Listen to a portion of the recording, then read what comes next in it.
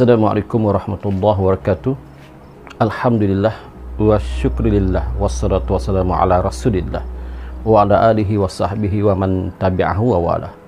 Bersyukur kita banyak-banyak kepada Allah Subhanahu wa taala kerana dengan nikmatnya, dengan kurnianya, dengan kasih sayangnya, maka Allah Subhanahu wa taala masih lagi memberi kita nikmat iman dan Islam. Nikmat iman dan Islam adalah nikmat yang paling besar sekali.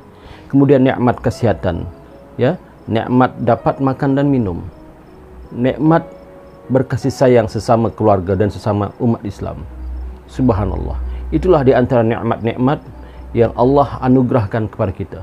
Sebab itu para penonton sekalian, hendaklah kita bersyukur kepada Allah SWT, ya, bersyukur dengan sebanyak-banyaknya atas nikmat yang Allah kurniakan kepada kita.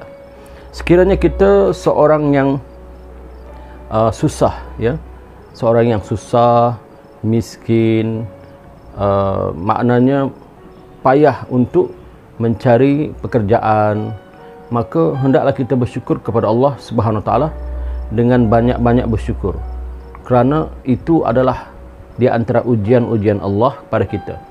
Ya, ada hikmah di sebaliknya. Begitu juga sekiranya kita orang yang kaya, yang banyak harta, banyak memiliki harta, banyak memiliki wang, duit yang banyak, ya, diberi harta yang banyak, kesihatan dan sebagainya pun, hendaklah kita bersyukur kepada Allah Subhanahu wa taala. Kerana orang yang bersyukur kepada Allah Subhanahu wa taala, maka Allah akan tambahkan nikmat itu. Tetapi jika dia kufur, maka sesungguhnya azab Allah sangatlah pedih.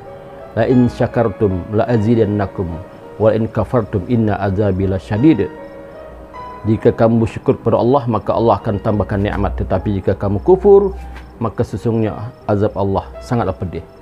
Pernah berlaku di zaman Nabi Musa AS.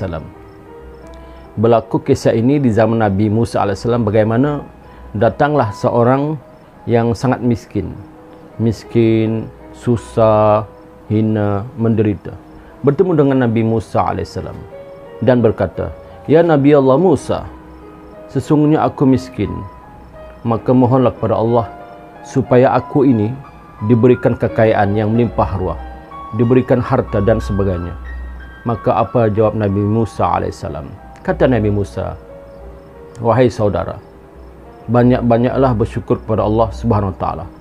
Maka kata orang miskin itu, "Bagaimanakah aku ingin bersyukur kepada Allah Subhanahu wa taala dalam keadaanku seumpama ini? Aku miskin, aku hina, aku menderita. Bagaimana aku bersyukur kepada Allah Subhanahu wa taala?" Kata orang itu.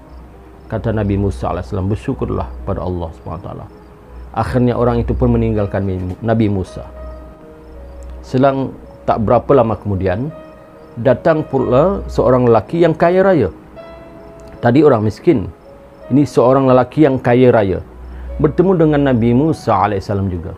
Katanya, "Ya Nabi Allah Musa, aku ni orang yang kaya raya, banyak harta, banyak pekerjaan, menyebabkan aku sibuk, menyebabkan aku lalai kepada Allah. Maka pohonlah kepada Allah supaya menghilangkan segala kekayaanku ini dan hartaku ini, supaya aku tidak jadi sibuk, ya, supaya aku tidak kesana kemari menguruskan hartaku, dan supaya aku taat pada Allah, beribadah pada Allah." Maka apa jawab Nabi Musa AS? Kata Nabi Musa, "Wahai saudara, bersyukurlah kepada Allah atas nikmat yang Allah berikan kepada kamu." Maka kata orang kaya itu, "Ya Nabi Allah Musa, mengapa tidak aku tidak bersyukur kepada Allah? Aku seharusnya bersyukur kepada Allah Subhanahu wa taala, kerana Allah telah mengurniakan mataku untuk memandang, dan Allah telah mengurniakan tanganku untuk aku gunakan untuk bekerja.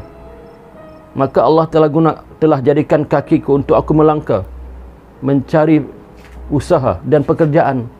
Bahkan Allah telah mempersihatkan badanku untuk aku mencari nafkah dan rezeki di atas muka bumi ini. Mengapa tidak aku bersyukur kepada Allah Subhanahu wa taala? Mengapa harus aku buang syukur itu?" Subhanallah, ya. Para penonton sekalian, apa yang terjadi di sebalik peristiwa ini?